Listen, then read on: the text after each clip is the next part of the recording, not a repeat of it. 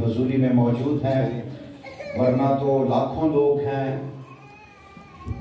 खुदा ने तो अपना बेटा सारी दुनिया के लिए कुर्बान किया, और लाखों लोग ऐसे हैं जो दुनियादारी में ज़िंदगी तबाह कर रहे हैं, लेकिन खुदा उनके पास नहीं आ रहे। खुदा उनके पास आना एक फजल है, खुदा उनके पास आना एक बख्शिश है, खुदा उनके पास आना एक रहमत है खुदा की, जिसके बगैर कोई खुदा के पास नहीं आ सकता। खुदा यीशु मसीह ने फरमाया कि कोई अपने आप मेरे पास नहीं आ सकता, अपनी लियाकत अपनी काबिलियत से वो मेरे पास नहीं आ सकता, जब तक मेरा बाप उसे अपने पास खींच ना ले, जब तक मेरा बाप उसे अपने पास खींच ना ले। तो समझें कि अगर आप खुदा की हुजूरी में आ गए हैं तो खुदा आप पर मेहरबान है। समझें कि अगर आप खुदा की हुजूरी में आ गए हैं तो खुदा का फजल आप पर है, खुदा आपसे प्यार करता है। आमीन। और जब किसी से प्यार किया जाता है तो उसे चाहिए कि वो उसके प्यार में रहे। सही है। मैंने अक्सर लोग देखे हैं, जब उनसे प्यार किया जाए तो वो जरूरत से ज्यादा शौक हो जाते हैं, जैसे कि इसराइली हो गए। हम एक हफ्ते डेढ़ से डेली सुबह इसराइल के बारे में सीख रहे हैं। इसराइल की तबाही की वजह यह है कि इसराइल अपनी औकात भूल गए। कुछ भी हो, यीशु मसीह ने हमें अपना दोस्त बनाया, लेकिन ये सच है कि हम एक ऐसी गुनाहगार और ऐसी रद्द की हुई कौम में से हैं जिनका अपना जाती कोई वजूद नहीं है। कलाम में खुदा फरमाता, तुम कोई कौम न थे, कोई उम्मत न थे, तुम पर रहमत ना हुई थी, लेकिन अब तुम पर रहमत हुई है। आमीन। एक ना खुदा बेखुदा लोग बुतों को, कीड़ों मकोड़ों को पूजा करने वाले, कीड़ों मकोड़ों की इबादत करने वाले, खुदा के नाम तक वाकफियत नहीं थी, लेकिन खुदा मेहरबान हो गया। आमीन। खुदा ने फजल कर दिया, अपना बेटा दे दिया ताकि हम उसके वसीला से जिंदगी पाएं और कसरत की जिंदगी पाएं। ये एहसान है उसका। आमीन। जेना भरदा तू मेरी हामी, मर जांदा मैं विच गुलामी, मैं तेरा करम नहीं भुल सकदा, मैनू याद वो वेले रहिंदे ने। जिस शख्स को वो वेले याद रहिंदे ने वो शख्स घमंडी नहीं होता। जिस शख्स को वो अपनी औकात याद रहती है वो शेखीबाज नहीं होता। जिस शख्स को अपनी औकात याद रहती है उसके अंदर ईगो नहीं होता, वो घमंड नहीं होता उसके अंदर के नहीं मैं भी कोई चीज हूं। अपनी जात से इंसान क्या है? मट्टी। अपनी जात से इंसान क्या है? मट्टी। किसी ने मटके से पूछा तो सर्दियों में भी ठंडा रहता है, गर्मियों में ठंडा रहता है, तो कभी गर्म नहीं होता। कह रहा है मट्टी का बना हुआ हूं, टूट के मट्टी में मिल जाना है, क्या गर्मी दिखानी। जो इंसान अपनी औकात जानता है वो घमंड नहीं करता, वो शेखीबाज नहीं होता है, बल्कि वो हलीम और फरोतन होता है। किसी आलम ने कहा कि जो हकीकतों से, हम लोग जो हकीकतों से वाकिफ हैं, हम लोग जो हकीकतों से वाकिफ हैं, हम अहम होने का वहम नहीं पालते। लोग कभी कभी हमें अहम बना देते हैं, हमारी तारीफें कर करके हवा भरते हैं हमारे अंदर, और हमें लगता है कि हम वाकई ऐसे हैं। लेकिन ये दुनिया है, ये दुनिया किसी के साथ सिंसियर नहीं है। दुनिया सिर्फ बेवकूफ बनाती है। एक ही जात है, एक ही जात है, जब तक उसकी आवाज ना आए। दुनिया आपको कुछ भी कहती रहे, जब तक वहां से आवाज ना आए, शाबाश अच्छे नौकर, तू थोड़े में दयानतदार रहा, तू ज्यादा का मुख्तार किया जाएगा। जब तक ऊपर से आवाज ना आए तब तक दुनिया के कहने पे ना समझना जी मैं बड़ा खास हो गया हूं। दुनिया ऐसे खास कहती है। पादरी ने थोड़ा सा जोर से बोल के कलाम सुना दिया, वाह पादरी साहब क्या कलाम था। और पादरी फुल गया, घर में मिट्टा उठा रैपर बन गया हूं। ये कलाम सुनाना हमारा काम नहीं, ये पाक रूह का काम है। पाक रूह अगर किसी को कायल कर जाए बात करते हुए तो ये इंसानों की बात थोड़ी। वर्शिप कर दी बंदे ने, लोगों ने कहा जी वाह जबरदस्त, ताड़े वर्गा तो खान साहब है ही नहीं, खान साहब ही फुल गया। नहीं, वर्शिप करना रास्तबाजों को ज़ेब देता है। अगर तू गुनाहगार है, अगर तू गुनाह में है और तेरी वर्शिप लोगों को पसंद आ रही है तो कलाम खुदा फरमाता तू लानती है। अगर तू गुनाहगार है और तू 100 साल तक जिंदा रह गया है तो कलामे खुदा फरमाता है कि तू लानती है अगर तू गुनाह की हालत में 100 साल जिंदा रह गया है। हम लंबी उम्र की दुआएं करते हैं, लेकिन मैं कहता हूं लंबी उम्र की दुआ ना किया करो, ऐसी उम्र की दुआ किया करो जिस उम्र में यीशु आपके साथ साथ रहे। उससे कहो कि मैं सिर्फ उतना ही जीना चाहता हूं जितना तू मेरे साथ है, और जब तू मेरे साथ ना हो मैं आगे नहीं जीना चाहता। खत्म। क्योंकि जिंदगी वही है जो यीशु के साथ गुजरे, बाकी ख्वारी है। और मोस्टली लोग ख्वार है।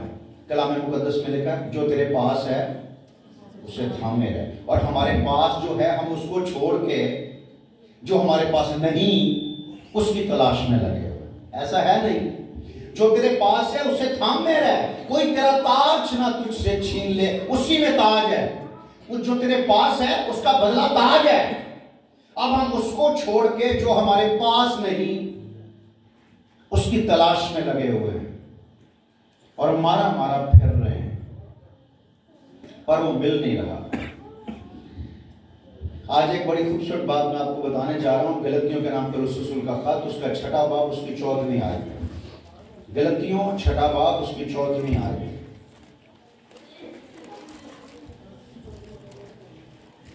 जी कोई पहुंच गया? बड़ी लेट पहुंचते हैं आप, स्लो है ना, सर्दी की वजह से थोड़ा जम गए हैं।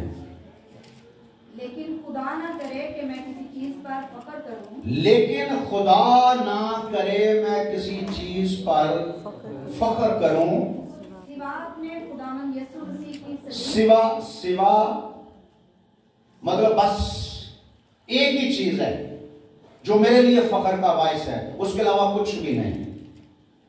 खुदा ना करे मैं किसी चीज पर फख्र करूं सिवा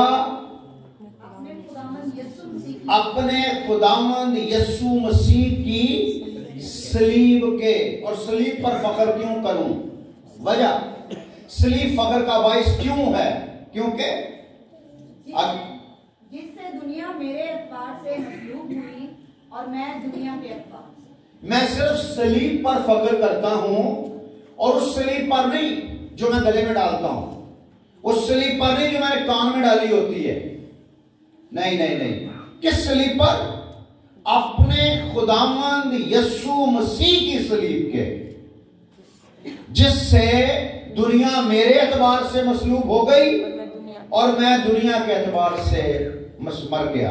दुनिया मेरे एतबार से मर गई और मैं दुनिया के एतबार से मर गया। ना मैं दुनिया के लायक रहा और ना दुनिया मेरे लायक रही। खत्म। जब हम खुदावंद यीशु मसीह को कबूल करते हैं तो हमारे रिश्ते टूटते हैं। जब हम खुदावंद यीशु मसीह को कबूल करते हैं तो हमारी दोस्तियां खत्म होती हैं। देखिए, हम भी दुनियादार थे और पौलुस रसूल कहता है हम दुनियादार के बंदे थे, दुनियादारी के। दुनिया हमें भी पसंद करती थी और हमारे दोस्त इतने थे। अब तो फेसबुक फ्रेंड होना एक और बात है, लेकिन रियल में फ्रेंड होना, दोस्त होना और बात है। हमारे भी बड़े दोस्त थे, सैकड़ों के हिसाब से दोस्त थे, बल्कि जो भी हमारे पास आते थे कंपनी में वो कहते थे यार हम आपसे दोस्ती करना चाहते हैं। लेकिन जैसे हम यीशु मसीह के हुए सारे छोड़ के चले गए। हमने किसी को नहीं छोड़ा, हम उनके पीछे गए, रोका, यार दोस्त हैं हम। उसने कहा बस भाई तू दोस्ती के लायक ही नहीं रहा। खुदावंद की तारीफ हो कि अब हम दोस्ती के लायक नहीं रहे। क्यों? हमें वो दोस्त मिल गया है जो हजारों पर गालिब है। आमीन। आए यरूशलेम की बेटियों, तुम्हारे महबूब को मेरे महबूब पर क्या फौकियत हासिल है? मेरा महबूब तो हजारों पर मुमताज है। आमीन। मेरा महबूब हजारों पर मुमताज है। अब हमें वो मिल गया है। दुनिया के दोस्त छोड़ जाते हैं, दुनिया के दोस्त बेवफा हो जाते हैं, दुनिया के दोस्त मर जाते हैं, लेकिन ये ऐसा दोस्त हमें मिल गया है कि ना ये छोड़ता है, ना ये बेवफा होता है और ना ये मरता है। आमीन। क्योंकि ये एक बार मर गया है। मैं मर गया था, अब जिंदा हूं और देख अब्दुल्लाबाद तक जिंदा रहूंगा। आमीन। यहां जो हमारे 5000 फ्रेंड हैं, इनकी किस्मत तब तक जाग रही है जब तक इंटरनेट चल रहा है। और इंटरनेट आपको पता बहुत जल्द खत्म होने वाला है पाकिस्तान से। और सोचो जब इंटरनेट खत्म हो गया, आपकी रंगीन लाइफ कैसी संगीन हो जाएगी, आपको अंदाजा भी नहीं है। आज जो आप सब कुछ छोड़ बैठे हो ना इसके चक्कर में, ये खत्म होने वाला है। लेकिन उसकी दोस्ती ऐसी है कि ना तो दोस्ती खत्म होती है, ना उसका इंटरनेट खत्म होता है। जब दुनिया पर इंटरनेट नहीं था, उसका इंटरनेट तब भी मौजूद था। आमीन। इधर नबूकदनेस्सर ने फैसला किया कि मैं दानियल को शेरों की मांद में डालूंगा। इंटरनेट ने उसको बता दिया कि दानियल थोड़ी देर के बाद शेरों की मांद में जाने वाला है। इससे पहले कि नबूकदनेस्सर दानियल को शेरों की मांद में डालता, उसने अपने इंटरनेट से शेर, एंटी शेर, एंटी शेर, जैसे एंटी वायरस होता है ना, एंटी शेर उसने गार में भेज दिए। और जैसे दानियल गार में आया, वो शेर जो लोगों को खाते हैं, वो शेर दानियल के पांव चाटना शुरू हो गए, क्योंकि मेरा खुदा का नेटवर्क ऑन हो चुका है। आमीन। नबूकदनेस्सर ने कहा कि मैं तुम्हें आग की भट्टी में डालूंगा और मैं देखूंगा कि कौन सा खुदा तुम्हें मेरे हाथ से बचाता है। अभी इधर नबूकदनेस्सर के मुंह से बात निकली, उधर से अल्लाह ज्यादा तैयार हो गया कि तू आग की भट्टी में डाल, आग की भट्टी भी मेरे बंदों को सजदे करेगी। आमीन। ऐसा ही हुआ। उसने आग की भट्टी को मामूल से 7 गुना तेज कर दिया। नतीजा क्या निकला? 7 गुना तेज आग भी उन्हें जला ना सकी। फिर अच्छी और वफादार दोस्ती यीशु के अलावा कहां मिलेगी? नबूकदनेस्सर की चीखें निकल गई जब उसने आग में देखा। वो आगे आया और उसने भट्टी में देखा और वो कहता था मैं खुदा हूं और मैं देखूंगा कौन सा खुदा। उसने खुदाओं को देखा था। उसने खुदाओं को, वो जो बड़ावे बना बना के लोगों ने अपने घरों में रखे होते हैं ना, उनको के बहुत से खुदा। पौलुस रसूल कहता है अगरचे जमीन पर बहुत से खुदा और बहुत सारे खुदावंद हैं, लेकिन हमारे नजदीक तो एक ही खुदा है यानी बाप, और एक ही खुदावंद है यानी यीशु मसीह। उसने खुदाओं को देखा था, इसलिए कहता है मैं देखता हूं कि कौन सा खुदा तुम्हें मेरे हाथ से बचाता है। और उसे पता चला कि ये तो उन खुदाओं को मानते नहीं है, ये तो उस खुदा को मानते हैं। आमीन। उसके मानने वाले कभी शर्मिंदा नहीं होते। यहाँ पौलुस रसूल, पौलुस रसूल की जब आप लाइफ को स्टडी करोगे मसीह में आने से पहले, तो पौलुस रसूल भी बड़ी दोस्ती दुनियादारी का बंदा था, बड़ा दोस्ती यारी का बंदा था। और ये जो रूमी फौजी थे उनके लिए खैमे बनाता था, मतलब कि इसका फौज के अंदर भी बड़े अच्छे ताल्लुकात। आज हमारे पाकिस्तान में जिसके फौज के साथ ताल्लुक होते हैं ना, वो जो मर्जी करे, दुनिया की कोई ताकत, कोई अदारा उसको छू नहीं सकता। तो पौलुस रसूल के अंदर भी बड़े ताल्लुकात थे, ताल्लुकात वाला बंदा था। और ताल्लुकात वाले बंदे से हर कोई दोस्ती करने की कोशिश करता है। और जैसे ही उसको यीशु मिला, और यीशु मिला कैसे मिला उसे? जैसा बंदा होता है ना, यीशु उसे वैसे ही मिलता है। इस बंदे को बड़ा प्राउड था, बड़ा फख्र था अपने आप पर, और ये कहता है कि मेरे हाथों की लकीरों में लिखा है कि मसीहत को खत्म करना मुझे खुदा ने पैदा इसलिए किया है कि मसीहत को खत्म करूं। और मसीहत को खत्म करने के लिए दमिश्क में रूमी फौजियों से और काहिनों से, शरा के आलमों से लेटर लेके, एनओसी लेके जा रहा था। एनओसी लेके जा रहा था कि जितने क्रिश्चियन मुझे मिले उनको मैं मार दूं। और जिनके खिलाफ एनओसी, उसे पता नहीं था कि जिनके खिलाफ मैं एनओसी लेके जा रहा हूं उनका खुदा खुदावंद है। आमीन। खुदा उनका मालिक है। इससे पहले कि वो उनके पास पहुंचता, जैसे फराउन बड़ी कुदरत के साथ चढ़ा कि मैं भी जाके इस्राएलियों को ले लूंगा, यहोवा आगे खड़ा हो गया। हाँ भाई।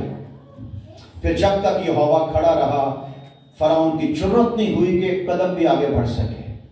इधर ये दमिश्क में जा रहे हैं, आगे दमिश्क आ गया। दमिश्क के करीब पहुंचे तो सेंटर में यीशु मसीह आके खड़ा हो गया। जैसे यीशु मसीह की तजल्ली इस पर तलू हुई, लिखा ये मुंह के बल गिरा और अंधा हो गया और कहता, आए खुदावंद तू कौन है? उसने कहा, मैं यीशु नासरी हूं जिसे तू सताता है।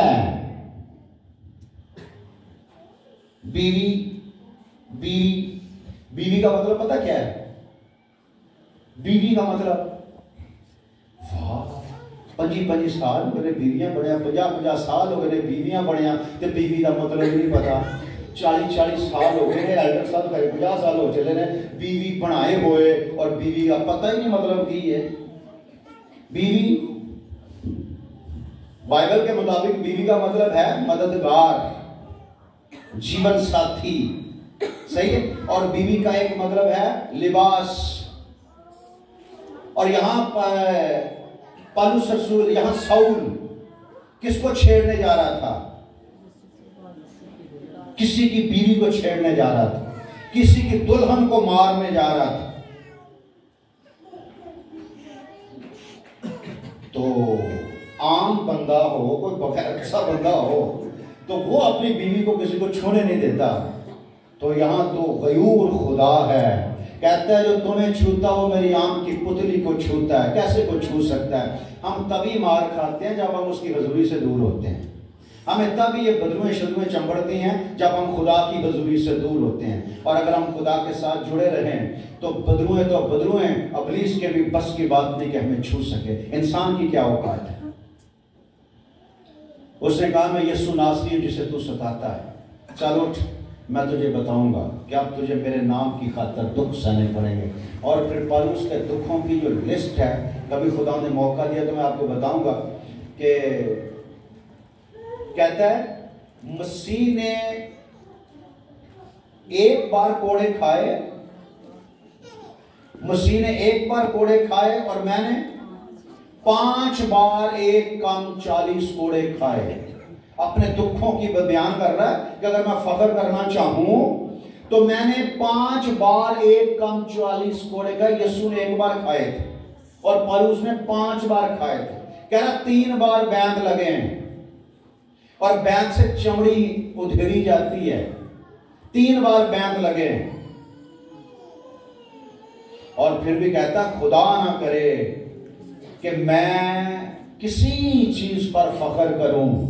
फख्र अपने कोड़ों पर नहीं है, फख्र अपने बैंतों पर नहीं है, फख्र अपनी फाका कशी पर नहीं है, फख्र अपनी गुर्बत पर नहीं है, फख्र अपने मौजज़ात पर नहीं है। देखिए यार, फख्र करना चाहे तो कर सकता था ना। यीशु तो किसी को छूता तो वो शिफा पा जाता, ऐसा ही। पतरस का साया ही किसी पे पड़ता तो बीमार चारपाई छोड़ के उठ जाता। लोग कपड़ा लाते और ला के पौलुस के कपड़ों के साथ लगा के चले जाते। पौलुस रसूल नहीं है यरूशलेम में, लोग आए हैं, बताया कि पौलुस रसूल का चोगा पड़ा हुआ यहाँ पर। उन्होंने पौलुस के चोगे के साथ अपना कपड़ा लगाया और जाके बीमार पर रखा तो बीमार शिफा पा गया। तो मुझसे भी बड़े बड़े काम करोगे। और इतने मौजूदे करने के बाद भी कहता है कि खुदा ना करे मैं किसी बात पर फख्र करूं। और यहाँ किसी पादरी के वसीला से किसी की सेप्टिक सही हो जाए ना तो वो पूरे मोहल्ले को स्टोरियां दसता है। गवाही आए जी भैन, गवाही दे जी भैन कह रही है जी मेरे कल दी सिर च दर्द हो रही सी। तो अब जब पादरी साहब ने मेरे सर पर हाथ रखा, पास्टर रेवरेंड डॉक्टर फला फला ने मेरे सर पर हाथ रखा तो मेरे सर दर्द खत्म हो गई। वो बीबी तो कल जो मरण ने जैसा सिर दर्द 2 पैनाडॉल दियां गोलियां खांदी कि तेरी सिर दर्द ठीक हो जानी सी। अब वो मशहूरी पादरी पूरे मोहल्ले में कर रहा है कि मैंने दुआ की और बहन का सर दर्द ठीक हो गया। और यहाँ उसके कपड़ों के साथ कपड़े लोग लगा के ले जाते हैं और बीमारों पर डालते हैं और बीमार शिफा पा जाते हैं। आमीन।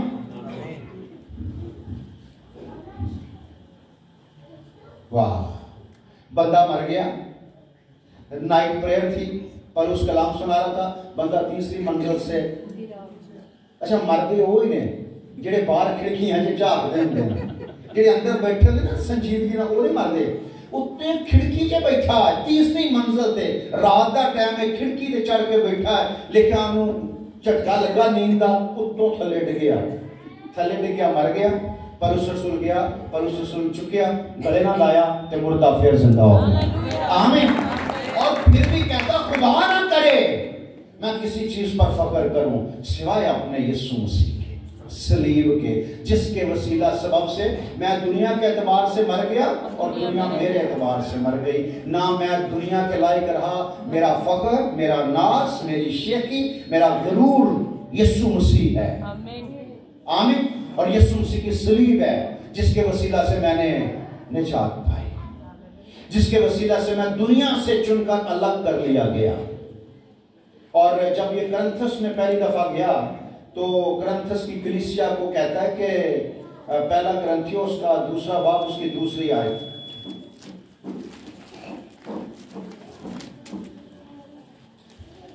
पहला करंथियोस 2 बाब उसकी 2 आयत में लिखा है क्योंकि मैंने ये इरादा कर लिया था कि तुम्हारे दरमियान यीशु मसीह बल्कि मसीह मसलूब के सिवा और कुछ ना जानूंगा। अच्छा मुझे ये बताएं, आप में से कितने लोगों ने मैट्रिक की है?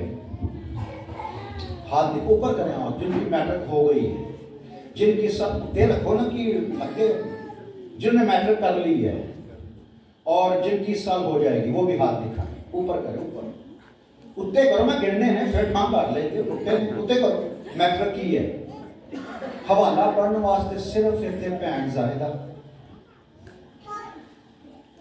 या पास्टर आसमा वजह तानू उर्दू नहीं आती। ये जो हाल एक बच्ची सी उन्हें मैट्रिक FA से पढ़न रही सी, उन्होंने मैं क्या काका बाइबल कह रही अंकल जी मुझे उर्दू नहीं आती। ओ मैंने कहा बोल चल इंग्लिश पढ़ दे, इंग्लिश मुझे सही पढ़ने नहीं आती। तेनू FA किस बेवकूफ ने करवा दी, उर्दू पढ़नी नहीं आती, इंग्लिश सही पढ़ नहीं सकती, तेने केड़ी गुरमुखी से मैट्रिक और FA कर ली। सही, अगर उर्दू पढ़नी आती है ना उर्दू पढ़ा कर। ये जो बाइबल है ना, बाइबल जिस बंदे के पास बाइबल नहीं है ना, मेरी नजर में वो क्रिश्चियन ही नहीं है, फेक क्रिश्चियनिटी लेके आप घूम रहे हो। पर्सनल बाइबल, मोबाइल पर्सनल है, बाइबल पर्सनल नहीं है। मोबाइल 25-25 हज़ार और 40-40 हज़ार के मोबाइल पर्सनल हैं क्योंकि इसको प्योरिटी देते हो, और बाइबल 2000, 3000, 5000 की बाइबल आती है, ये पर्सनल नहीं है। मम्मी की बाइबल नहीं,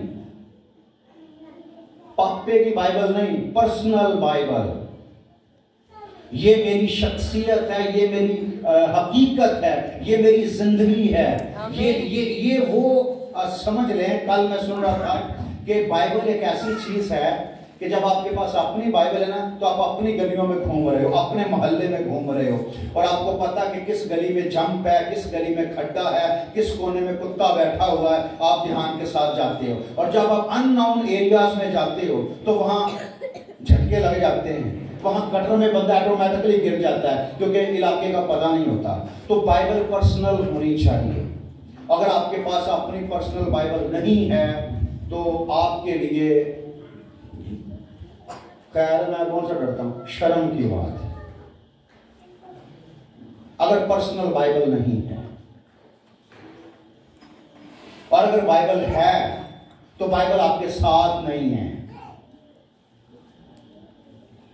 बाइबल कितने वक्त तक आपके साथ रहनी चाहिए? अच्छा, मोबाइल कितने घंटे आपके साथ रहता है? 24 घंटे। इनू ना रखना मौत पैंदी, कोई रिश्ता नहीं है, जिंदगी तो इसके वसीला से है। इसको 24 घंटे साथ नहीं रख सकते। कितने बाइबल रेडी, जिनके पास बाइबल है ऊपर करें, चलो। अगले एतवार ऐसा नहीं होना चाहिए, बुरी बात है। मोबाइल से पढ़ लांगी मैं, एडी तो बड़ी बड़ा मोबाइल से पढ़ लेगी, तो ये इसलिए है, ये खुदा का कलाम है।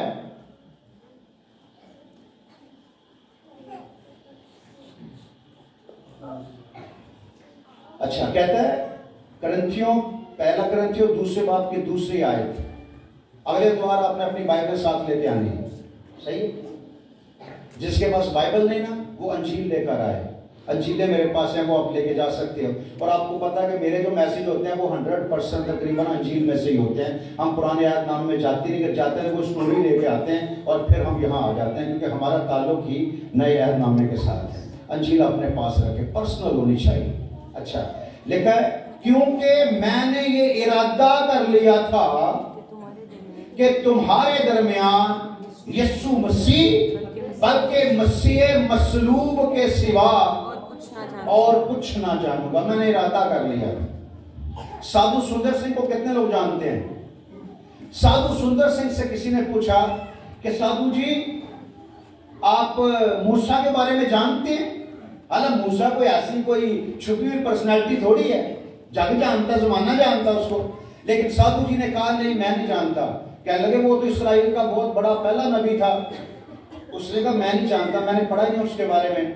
तो उनका दाऊद के बारे में, दाऊद बादशाह के बारे में, कह रहा नहीं मैंने सुना है लेकिन मैं उसके बारे में सही नहीं जानता। फिर उसने यिर्मयाह के बारे में, नबियों की बात की।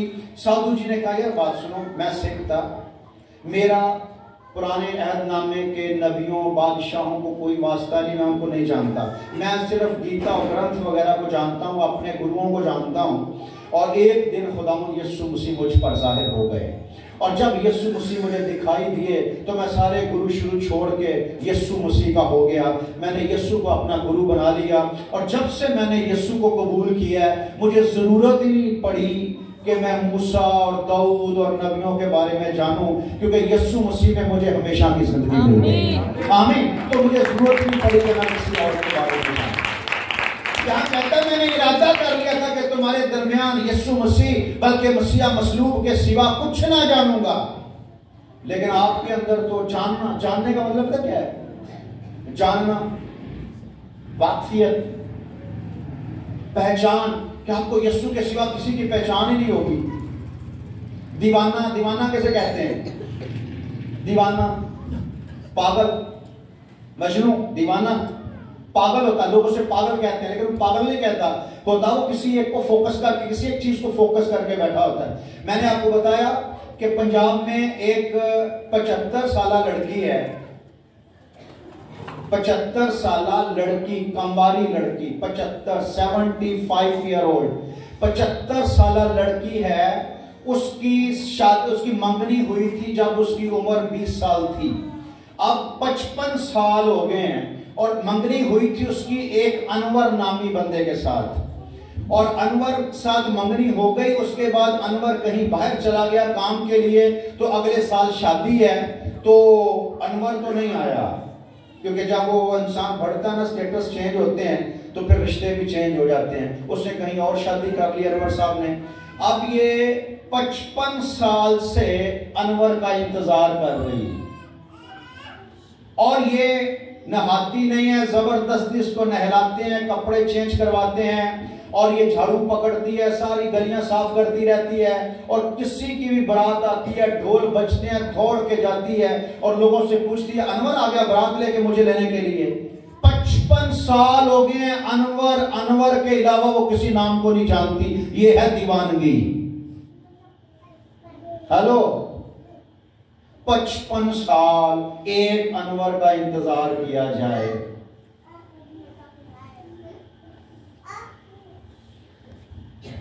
और वो अनवर फिर भी वापस नहीं आएगा, लेकिन तेरा अनवर वादा करके गया है कि मैं चाहता हूं जाके तेरे लिए जगह तैयार करूं, फिर आऊंगा और तुझे अपने साथ ले जाऊंगा। और उसने तेरे सिवा किसी के साथ रिश्ता नहीं बनाया, वो तेरे लिए जगह तैयार कर रहा है। उसने तेरे सिवा किसी के साथ रिश्ता नहीं बनाया। वो उस बेवफा अनवर की तरह नहीं है, वो वफादार है, वो तेरे लिए आएगा। तुझे कैसे दूसरे लोग अच्छे लगना शुरू हो जाते हैं उसके होते हुए।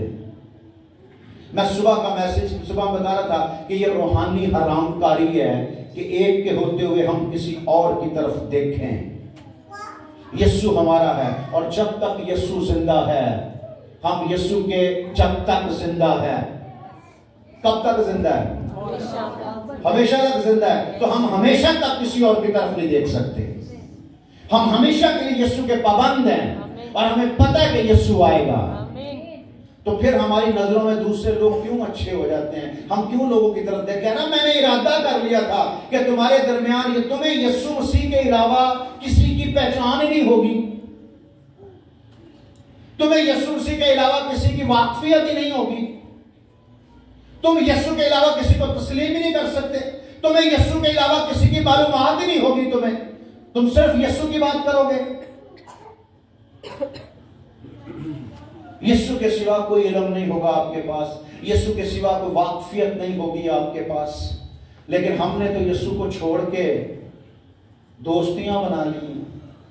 दोस्तियां, दोस्त एक होता है, पता वो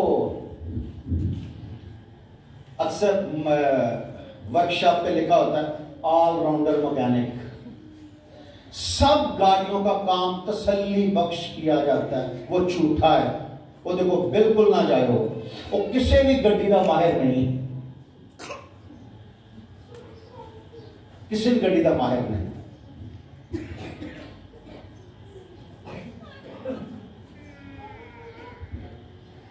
और कई वर्कशॉप में टोयोटा का स्पेशलिस्ट, सिर्फ टोयोटा गाड़ियों का काम किया जाता है। अगर आपके पास टोयोटा है तो अन्य वहां खड़ी कर दो, वो गाड़ी खराब नहीं करेगा।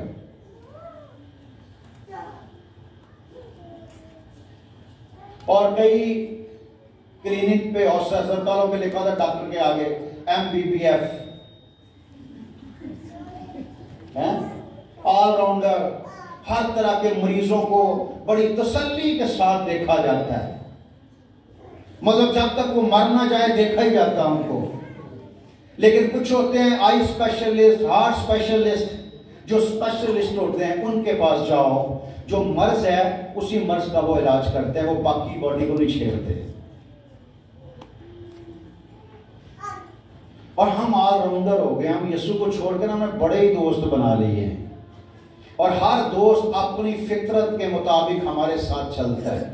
और हम बहुते दोस्त बनाने की वजह से ना मेंटल हो गए हैं, हमें समझ नहीं आता क्या ठीक है और क्या गलत है। यकूब रसूल बड़ी खूबसूरत बात करता है, यकूब का खत उसका 4वां बाब उसकी 4थी आयत।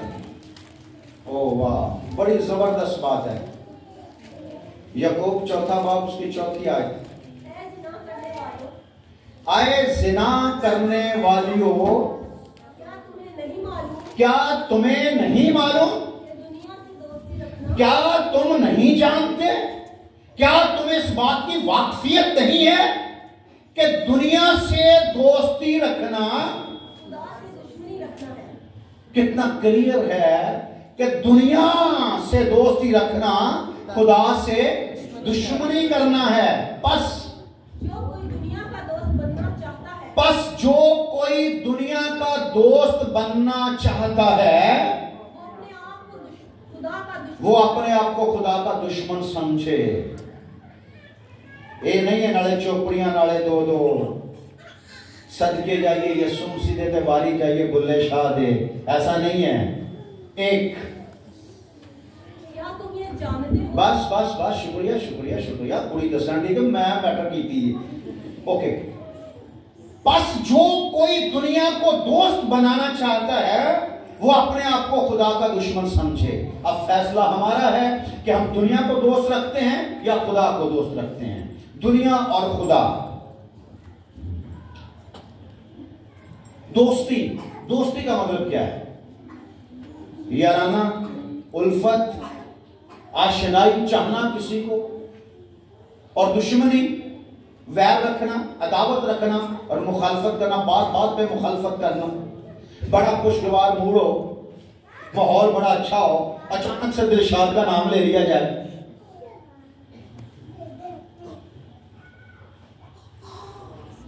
मैं भैन परवीन के घर गया मिसाल के तौर पर, वैसे क्या मिसाल के तौर पर मैं गया, बड़ी चाय शाय, बड़ा टेबल सजा दिया, बैठ गए, तो बड़ी गपशप हो रही है, बड़ी खुशी खुशी। अचानक से बाजी परवीन ने कहा, मैं कल दिलशाद भाई के घर गई सा,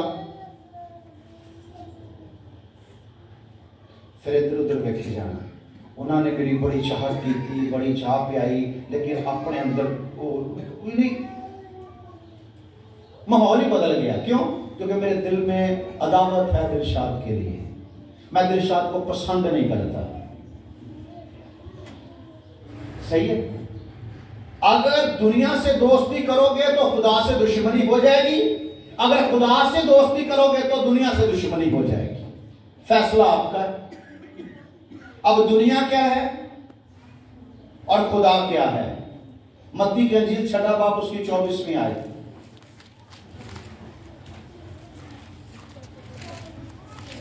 मत्ती की अंजील 6 बाब उसकी 24वीं आयत, क्या लिखा है? कोई आदमी दो मालिकों की खिदमत नहीं कर सकता। कोई आदमी दो, अच्छा, मालिक, खुदावंद, आका। अब ये दो मालिक देख रहे हैं कौन कौन से हैं, जिनको खुदावंद यीशु मसीह ने अपनी जुबान मुबारक से फरमाया कि ये दो मालिक हैं, दो आका हैं, दो सरदार हैं। कोई आदमी दो मालिकों की खिदमत नहीं कर सकता, क्योंकि या तो एक से नफरत करेगा और दूसरे से मोहब्बत, या एक से मिला रहेगा और दूसरे को नाचीज जानेगा। तुम खुदा और दौलत दोनों की मोहब्बत, दोनों की खिदमत। ये आका कौन है? ये मालिक कौन है? तो ये दो मालिक कौन है? जोर से बोलो। दो आका कौन है? खुदा और दौलत। दौलत खुदा के बराबर है, जिसके पीछे आज हर कोई लगा हुआ है।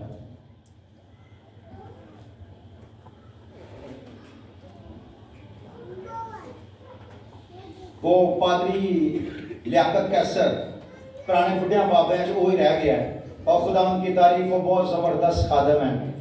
वो कह रहे हैं कि पैसा गोरियां दा, पैसा गोरियां दा और शो साडी, पैसा उतों गोरे भेजते हैं, इतने से अपनी प्रॉपर्टियां बना लेने। पैसा उतों गोरे भेजते हैं मनादी वास्ते, ते असी इतों अयशी करने, अपनी जेबां अपने अकाउंट भरे। जे नहीं तो चर्च दी प्रॉपर्टियां बेच के अकाउंट भर ले। और कह रहे हैं फिर वो तो चलो है ही इंजदे, असी भी उंजदे ही हैं। साडा भी माइंड सैट है किसी ऐसे बंदे दे चर्च जाओ जिहड़ा कल नूं मुंडे नूं वीजा ते लवाए बाहर दा, जिहदे को पराडो शराडो दे होवे, जिन्ना पैसा ज्यादा होगा, जितना पादरी वड्डा होएगा उन्नी उहदे को बरकत ज्यादा होएगी। मैं लाहौर में गया तो वहां एक लड़का था, वो एक पादरी की बड़ी मार्केटिंग कर रहा था, तो उसने मुझे बताया कि हमारा पादरी जो बिशप साहब हैं वो कहते हैं कि हम खुदा के बेटे हैं, खुदा के बेटों के पास ढेरों पैसा होना चाहिए, और अगर खुदा के बेटे के पास पैसा नहीं है, शान और शौकत नहीं है दुनिया की तरह, तो वो फिर खुदा का बेटा नहीं है, वो गुनाहगार है। हिकमत देखो बंदे की, हिकमत का लेवल देखो उसका। और यहां जिसको हम मानते हैं, जो हमारा खुदावंद है, वो क्या फरमाता है कि कोई आदमी दो मालिकों की खिदमत नहीं कर सकता, या तो एक से याराना रखेगा और दूसरे से वैर, या एक से उल्फत रखेगा दूसरे से अदावत, या एक को चाहेगा और दूसरे की मुखालफत करेगा। तुम भी खुदा और दौलत दोनों से मोहब्बत नहीं रख सकते। एक तरफ खुदा, एक तरफ दौलत, दोनों में से एक का इंतखाब करना पड़ेगा। और हम किसका कर रहे हैं? हम किसके पीछे दौड़ रहे हैं? हमारी दौड़ कहां शुरू होती है और कहां जाके खत्म हो जाती है? यीशु मसीह के लिए कितनी स्ट्रगल करते हैं, पैसे के लिए 8-8 घंटे और 12-12 घंटे ड्यूटी करते हैं, और यीशु के लिए हफ्ते बाद आ जाते हैं 2 घंटे के लिए, और वो भी परेशान होते हैं, टाइम देखते रहते हैं। और यहाँ बैठे हमारे अंदर प्लान और में ये करना, जाके वो करना, ऐसे करना, वैसे करना है। मैं कहता हूँ एतवार के दिन कुछ नहीं करना चाहिए, एतवार का सारा दिन चर्च में रहना चाहिए।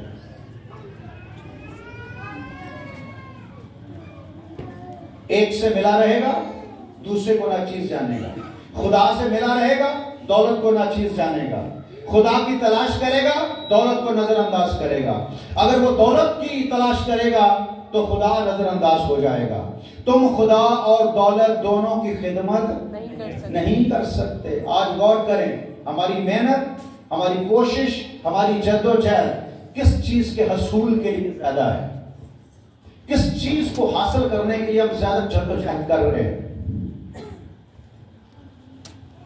हम किन फिक्रों में पड़े हुए हैं, किन चीजों की तलाश में लगे हुए हैं। कितने लोगों को लगता है कि खुदा जिंदा है? वाह, खुदा मुहैया कर सकता है। इस्राएल के लिए 40 साल तक मुहैया करता रहा, तो तेरे लिए क्यों नहीं कर सकता? हमारे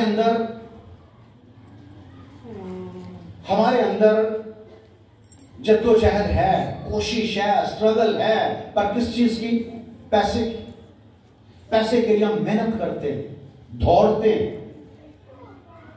और लूका के इंजील में लिखा 12वें बाब की 27वीं आयत, लूका 12वें बाब की 27वीं आयत।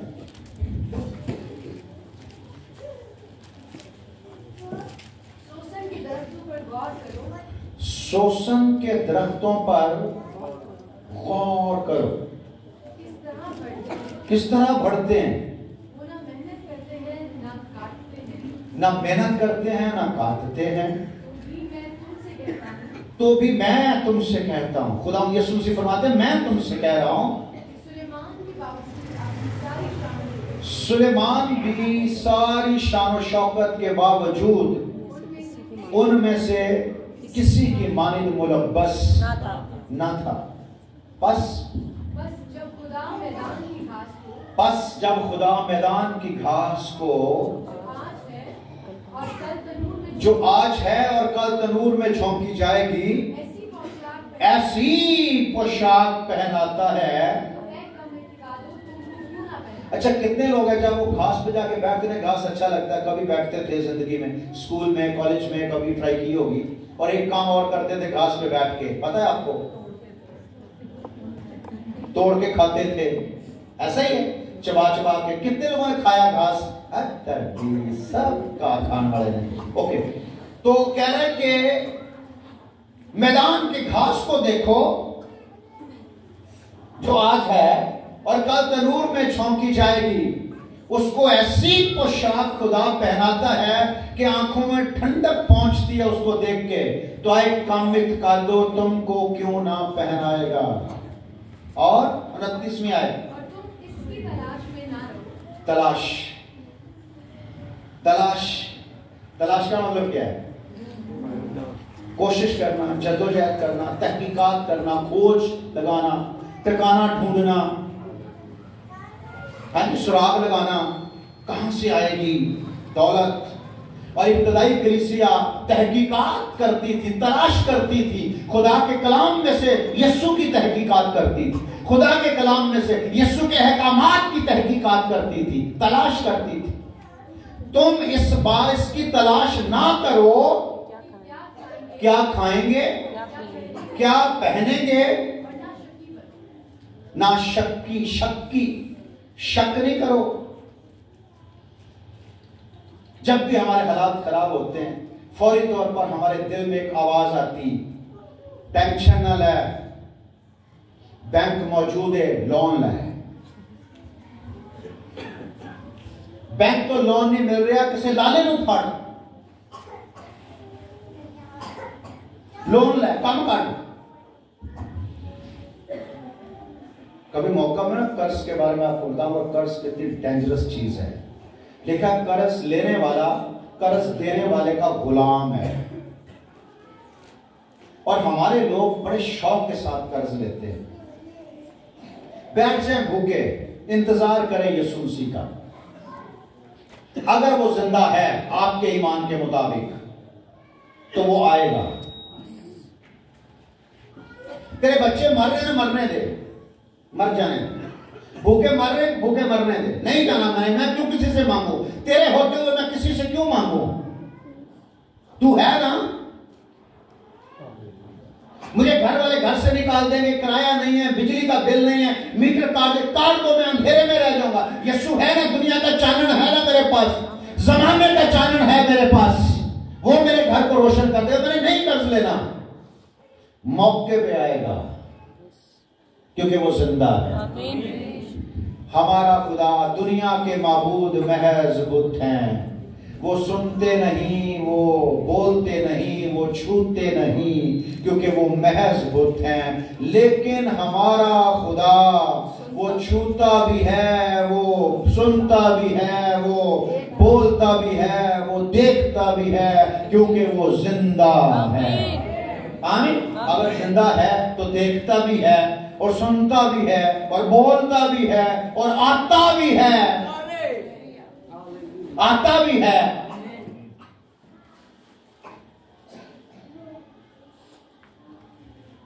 तो फिर क्यों कलामे खुदा फरमाता मलाउन है वो इंसान, लानती है वो इंसान जो इंसानों पर तवक्कल करता है, और मुबारक है वो इंसान जिसका तवक्कल यहोवा खुदा पर है।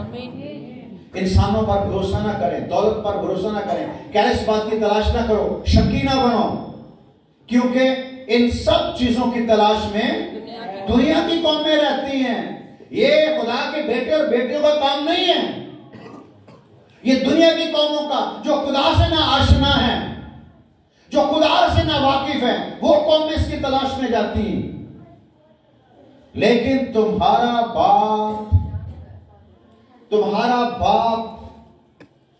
बाप के होते हुए बेटा परेशान हो और बाप को टेंशन ही ना होए, कभी ऐसा हो सकता है?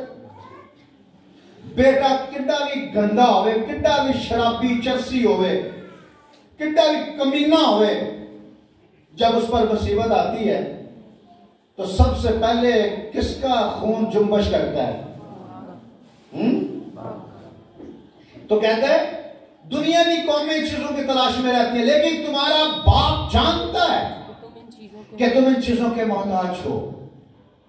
हाँ, उसकी बादशाही की तलाश में रहो,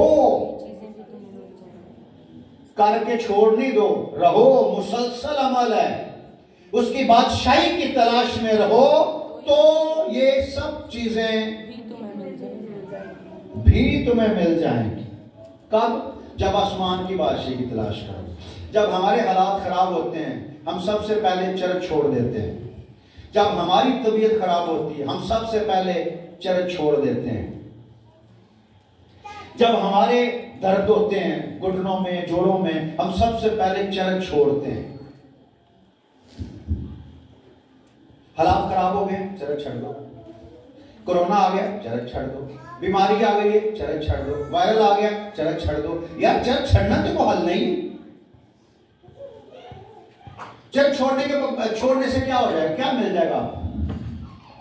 मांगोगे ना जाके लोगों से, तो उसके पास आओ ना जिसके हाँ इज्जत, दौलत और शोहरत उसके बाएं हाथ में है, उसके पास आओ, वो मुहैया करेगा। उसका इंतजार करो जो कहता है कि बब्बर के बच्चे तो हाजतमंद और भूखे रह सकते हैं, लेकिन खुदावंद के ताल्लुक किसी नेमत के मोहताज ना हो। आमीन। दिन रात हम दौलत की तलाश में लगे हुए हैं, दिन रात एक ही जद्दोजहद है, एक तरफ खुदा है और एक तरफ दौलत है। हम किसकी जद्दोजहद में लगे हुए हैं, किसके लिए स्ट्रगल कर रहे हैं, हम जानते हैं। और कारोबार करना बुरी बात नहीं है। कलाम खुदा कारोबार करने वालों को क्या कहता है?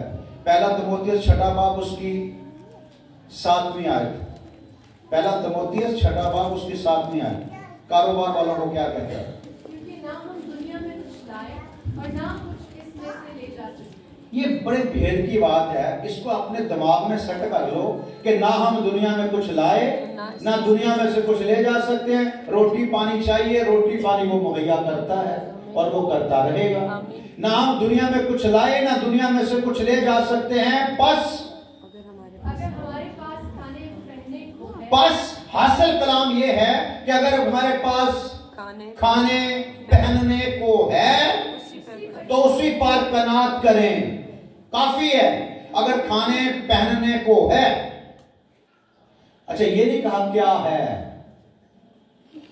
ब्रांड है या नहीं है, ब्रांडों की बात नहीं हो रही, पहनने की बात हो रही, खाने की बात हो रही। रोटी मिल रही है, जरूरी नहीं है कि टिक्के मिले आपको, रोटी मिलनी चाहिए, रोटी की बात हो रही है। अगर खाने पहनने को है तो उसी पर कनायत करें, लेकिन अच्छा कौन दौलतमंद नहीं होना चाहता?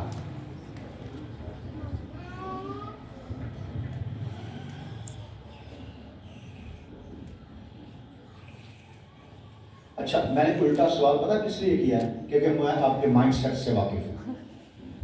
मैंने सवाल यह किया है कि कौन दौलतमंद नहीं होना चाहता। तो प्रेज द लॉर्ड, आप में से किसी ने हाथ खड़ा ना करके साबित किया कि हम सब मर रहे हैं दौलतमंद होने के लिए। अगर मैं ये कहता ना कि कितने लोग दौलतमंद होना चाहते हैं, तो आपने हाथ खड़ा नहीं करना था। मैंने थोड़ा सा घुमा के किया और आपके दिल की जो हकीकत है, सच्चाई है, वो सामने आ गई। ओके, अब आप दौलतमंद होना चाहते हैं और आपके लिए कलाम खुदा फरमाता है, लेकिन जो दौलतमंद होना चाहते हैं वो तैयारी करो। फिर अगर दौलतमंद होना चाहते हैं तो फिर तैयारी करो किस चीज की? ऐसी आजमाइश और फंदे और बहुत से बेहुदा और नुकसान पहुंचाने वाली ख्वाहिशों में फंसते हैं, जो आदमियों को तबाही और हलाकत के दरिया में गर्क कर देती हैं। क्या? बेहुदा ख्वाहिशें, बेहुदा फंदे, बेहुदा आजमाइशें। जो दौलतमंद होना चाहता है वो आजमाइशों में फंसेगा। और अच्छा मुझे बड़ा अजीब लगता है, यही दौलत, यही शान और शौकत इब्लीस लेकर आया था मेरे मालिक के पास, मेरे यीशु के पास आया था ना। दुखों के दिन चल रहे हैं, कल में से घर के जो दुखा दिन लगे सन वो बड़ी मुश्किल ना छुटे। अच्छा, दुखों के दिन लगे हुए हैं। अब वो दुखों के दिनों के बाद उसके पास आया कि अगर तू झुककर मुझे सजदा करे तो सारी शान और शौकत तुझे दे दूंगा। मेरे यीशु मसीह ने जिस दौलत, जिस शान और शौकत को ठुड्डा मारा, आज यीशु के ईमानदार ਉਹਦੇ पीछे लगे हैं। मैनू दे दे, मैनू दे दे। और कलाम खुदा फरमाता है जो दौलतमंद होना चाहता है वो बेहुदा आजमाइशों में फंसते हैं। तुर्बत में एक बंदा था, कितने लोग को याद है?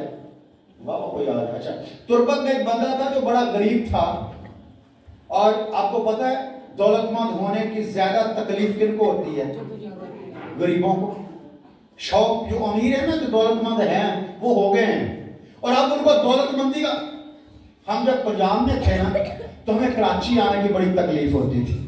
जब भी कोई जहाज किसी साइड को भी जाता ना तो हम देखते और कहते कि कराची ही आया होगा, पता नहीं कराची साढ़े वास्ते केड़ा पेरिस बनया। और कभी कभी हमने कहना ओ वे कोई औरत बैठी तो दुपट्टा जहाज तो बाहर आ गया। ये नहीं सारी साइंस देखो। ओके, कराची आ गए और पता लगा कि फंस गए ना, जलील हो गए, वापस भी नहीं जा सकते। अब उस गरीब आदमी को दौलतमंद होने का बड़ा शौक था। तो एक दिन उसने बाइबल पढ़ते पढ़ते, पता आपको बाइबल में भी लोग अपने फायदे की आयतें निकालते हैं। अब बाइबल नहीं पढ़ते, हम चिला करते हैं। वो लोग जो बाइबल में से अपने फायदे की आयात ढूंढते हैं ना, वो बाइबल नहीं पढ़ते, वो चिला करते हैं।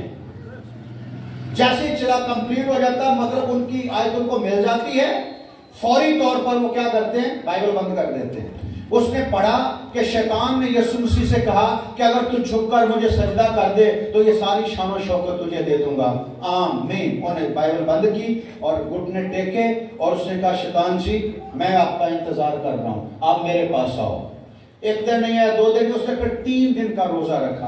अगर वही बेवकूफ आदमी 3 दिन का रोजा यीशु वास्ते रखता, यीशु आ जाता तो नस्लां बरकत पा जाती, लेकिन उसने 3 दिन का रोजा शैतान के लिए रखा। 3 दिन के बाद शैतान आ गया। शैतान ने कहा जी, कहने लगा तूने मेरे यीशु से कहा था कि अगर झुककर मुझे सजदा कर दे तो सारी शान शौकत तुझे दे दूंगा। तो उसने कहा हाँ, उसने तो नहीं किया। तो कहने लगा मैं करता हूं।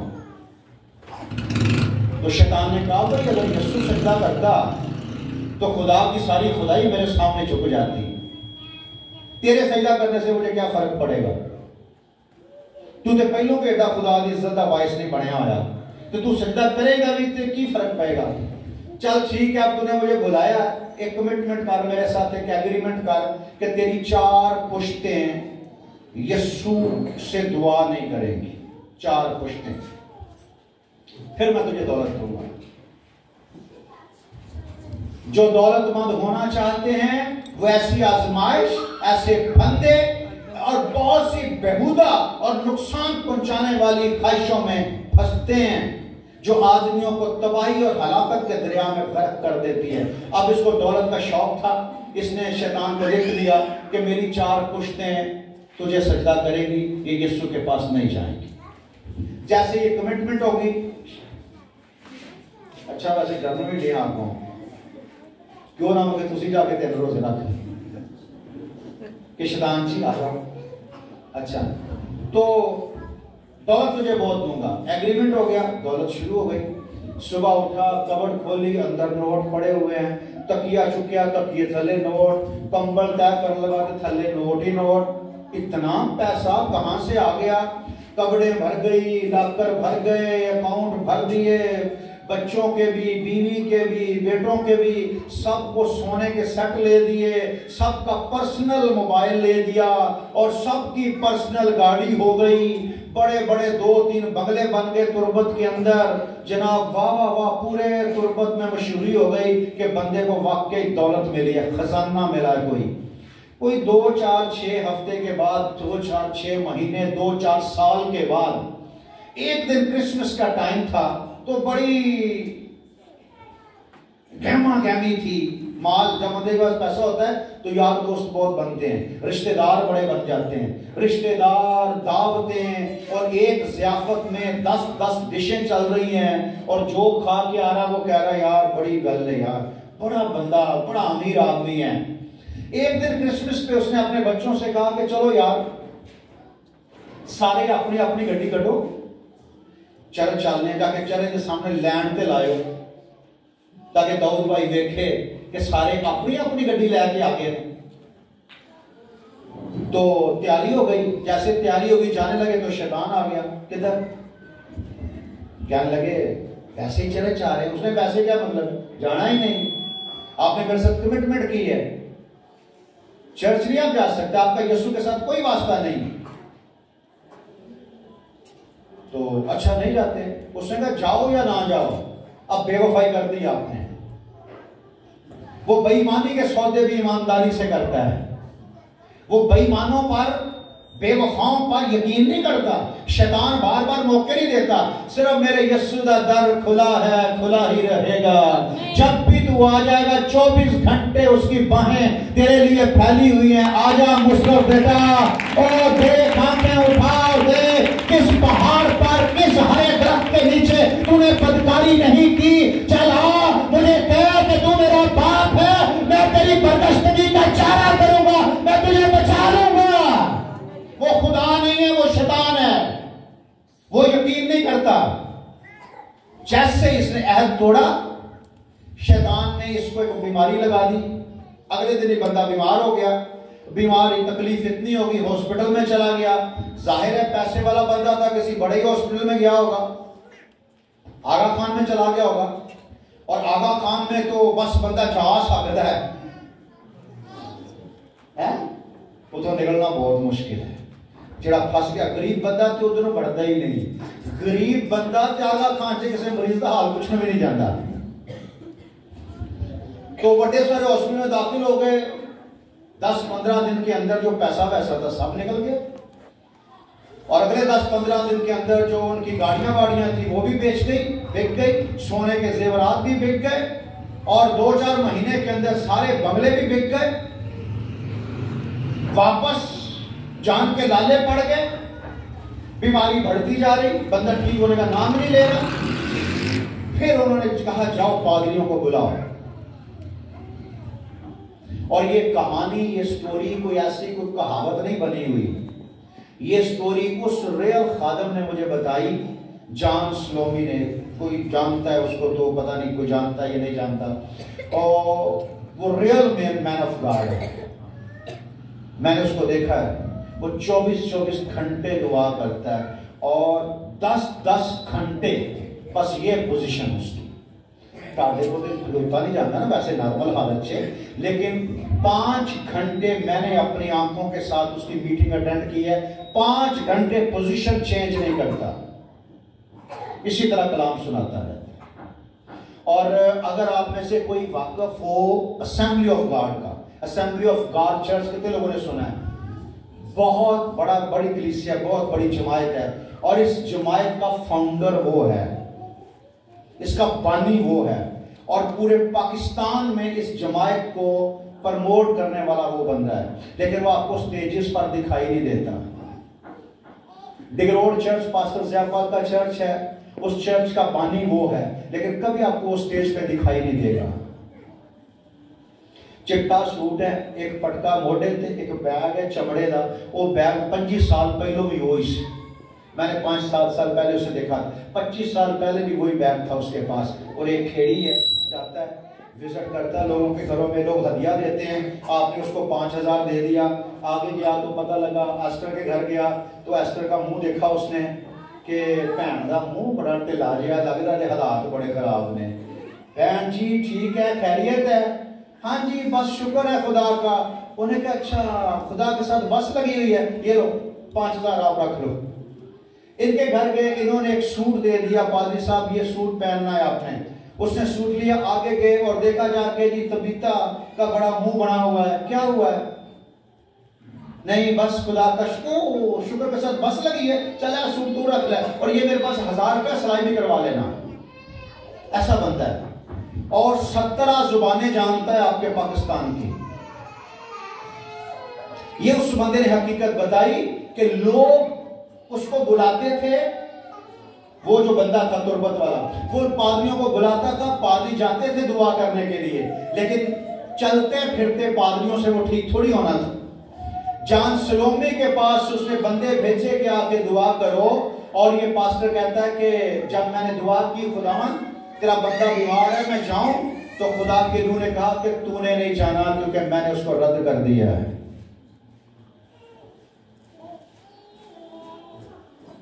नहीं किया। कह रहा है मैंने तुरबत में उसकी बड़ी खिदमत है। तुरबत में असेंबली ऑफ गॉड चर्च बहुत बड़ा बना हुआ, वो सारी जॉन स्लोमी की मेहनत है। कह रहा है कि मैंने तुरबत में उसके बच्चों को भीख मांगते देखा है पेट भरने के लिए। किसके बच्चों को? जिसके पास सोना चांदी जेवरात और हर किसी की अपनी अपनी गाड़ी थी। दौलत ऐसे आती है और ऐसे ही चली जाती है। दौलत के पुजारी हमेशा जलील होते हैं, लेकिन जो दौलतमंद होना चाहते हैं वो ऐसी बेहुदा आजमाइशों और बेहुदा फंदों और बेहुदा और नुकसान पहुंचाने वाली ख्वाहिशों में फंसते हैं, जो आदमियों को तबाही और हलाकत के दरिया में गर्क कर देती हैं। क्योंकि जर की दोस्ती हर किस्म की बुराई की जड़ है। जिसकी आरजू में, जिसकी तमन्ना में बाज ने ईमान से गुमराह होकर अपने दिलों को तरह तरह के गमों से छलनी कर ली है। अपने दिलों को तरह तरह के गमों से क्या कर लिया? छलनी कर लिया। ईमान छिन गया हमसे। अब उसकी 4 पुश्तें भीख मांग के खाएंगी और 5वीं पुश्त शायद मसीह में बहाल कर दी जाए। जो तू बोएगा वही तेरी नस्लें काटेंगी। इसलिए अगर तुम्हारे पास खाने पीने को है तो उसी पर कनायत करो।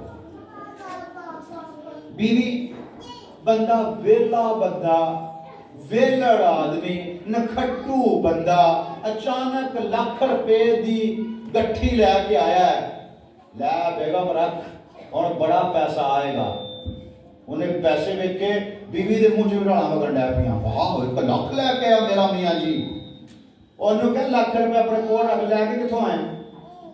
नखट्टू आदमी, तू कहते साल बाद 1000 रुपया कमा के लियाना, अज लाख रुपया कितों आंदा? कोई बेईमानी तो नहीं करके आया, कोई लानत तो नहीं कमा के आया?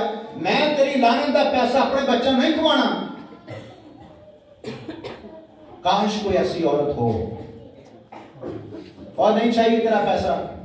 अगर बेईमानी के साथ लाया ना, जहां से लाया ले जा वहां पे, मुझे अपने बच्चों को नहीं देना तेरा बेईमानी का पैसा। तेरी मेहनत की रोजी में अपने बच्चों को खिलाऊंगी, थोड़ा खिला दूंगी, नहीं दूध पिलाऊंगी, पानी पिला दूंगी, नहीं गोश्त खिलाऊंगी, चटनी खिला दूंगी, दाल खिला दूंगी, लेकिन हराम के पैसे की रोटी अपने बच्चों को नहीं खिलाऊंगी। मैं अपने बच्चों को ईमानदार बनाना चाहती हूं।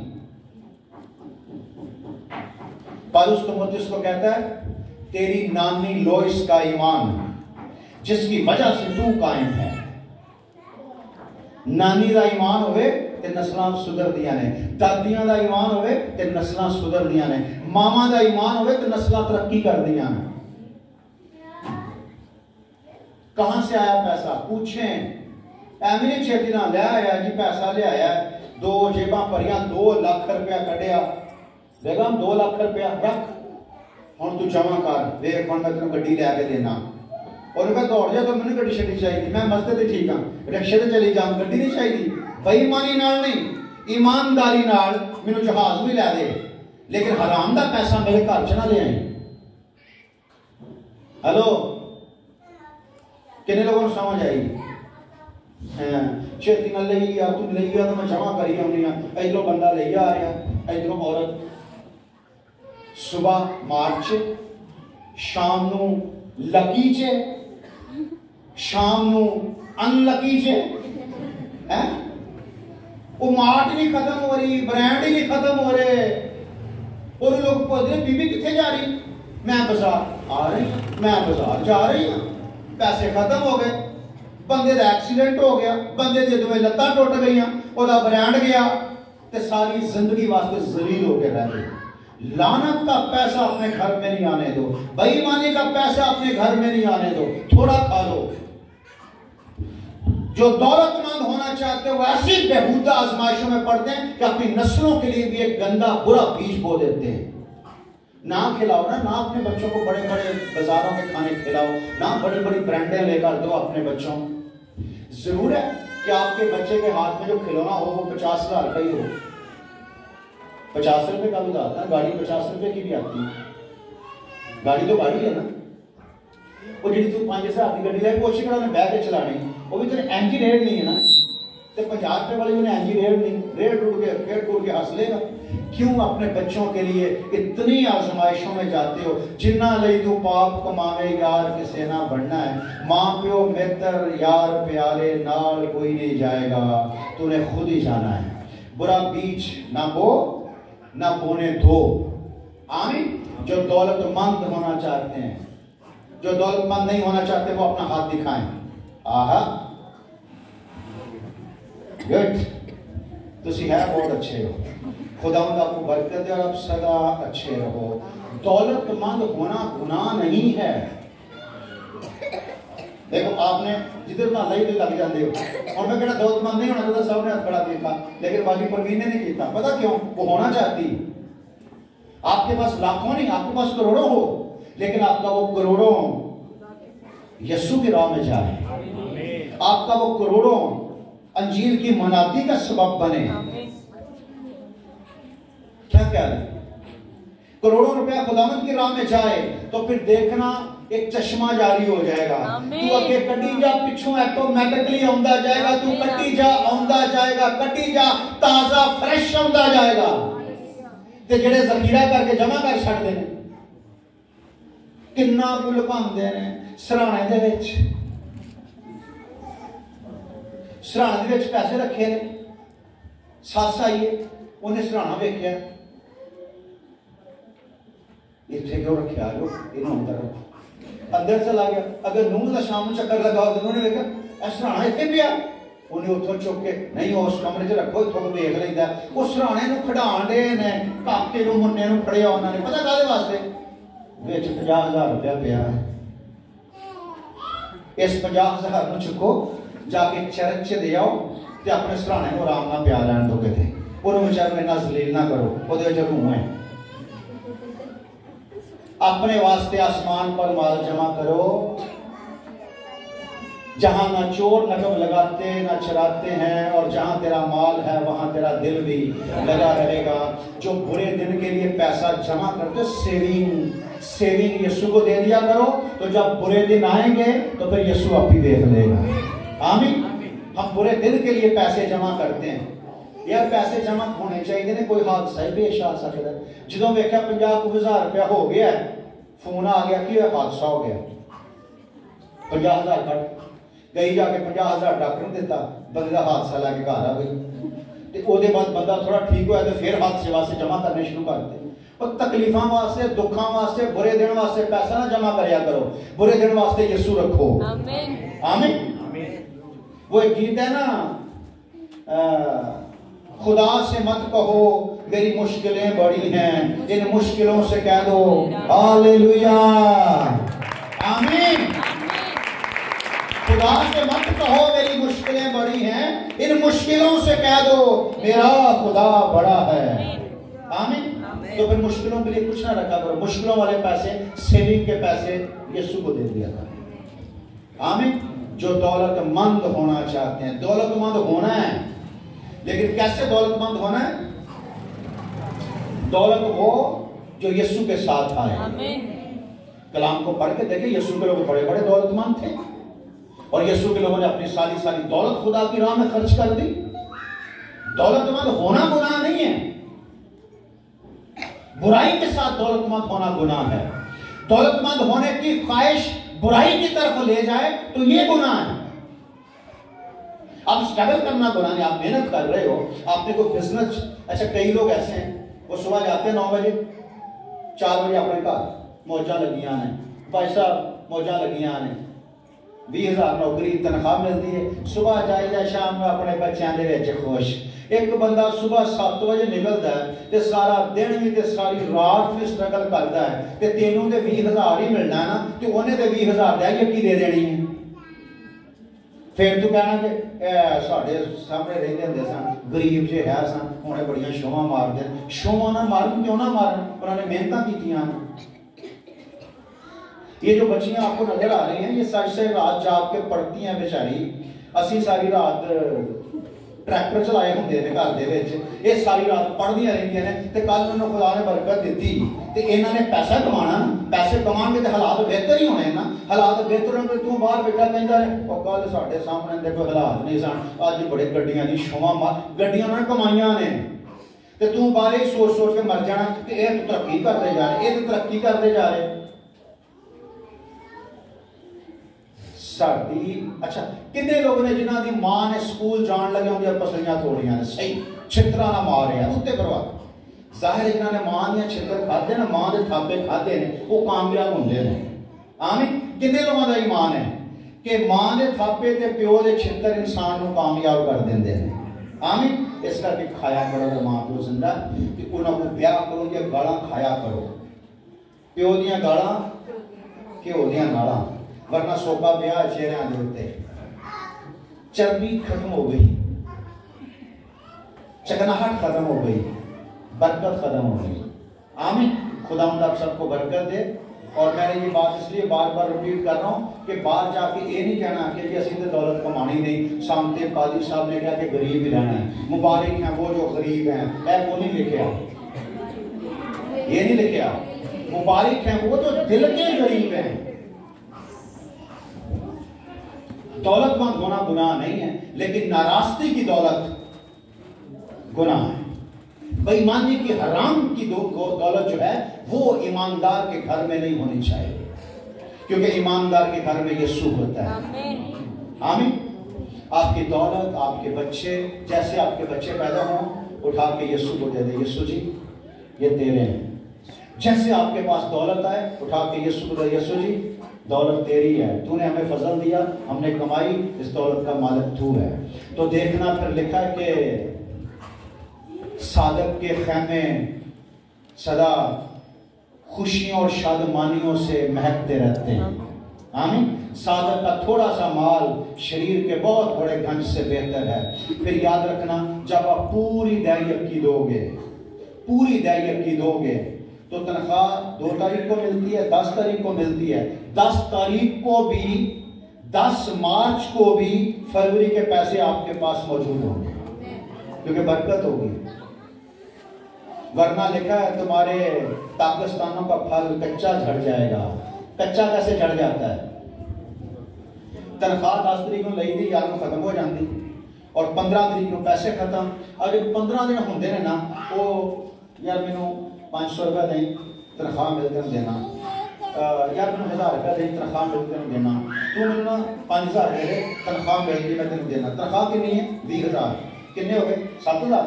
तू मैनू 10,000 दें ते तनख्वाह मिलते मैं तेन देना। कितने हो गए? 17,000। पीछे कितने रह गए? 3,000। बाजी तू मैंने 1000 रुपया दी तनख्वाह मिलते मैं देना, पीछे रह गए 2,000। तनख्वाह आ गई, 500 वाला आ गया, 10,000 वाला 5 दे दे, उन्होंने दे देते, बाकी 2,000 रुपया फड़ी करता है। हुण दायियत की दवा, घर खड़ा, बेहतर ये वे कि मैं घर ही लै जावां। दायियत की नहीं देनी, और अगले महीने फिर कच्चा ही चढ़ेगा। पूरी दायियत की दोगे तो फल कच्चा नहीं चढ़ेगा। और मैं तुम्हारी खातिर टिड्डी को डांटूंगा, वो तुम्हारे पाकिस्तान को खराब नहीं करेगी। पूरी दायियत की दिया करो, खुदावंद आपको बरकत दे। आमीन। तो कितने लोग को समझ में आया कि दुनिया मेरे एतबार से मर गई और मैं दुनिया के एतबार से मर गया? आमीन।